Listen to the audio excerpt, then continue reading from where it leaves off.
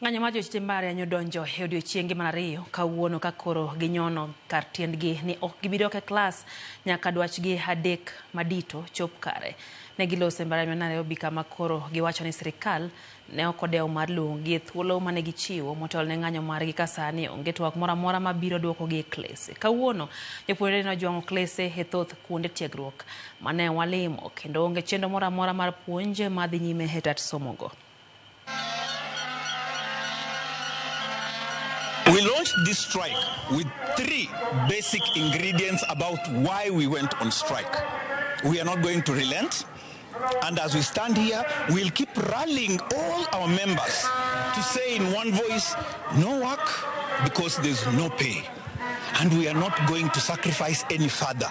We are very saddened that the government now pretends to be very much aware and very much remorseful, and they are now sending us letters, calling us to meetings, saying they have already set aside money, but the money has not reached the universities. The money has not reached the workers. We do not understand. This money was supposed to have been paid beginning of July this year.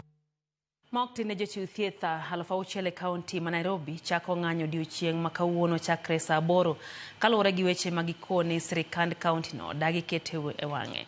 E twak ma jotelo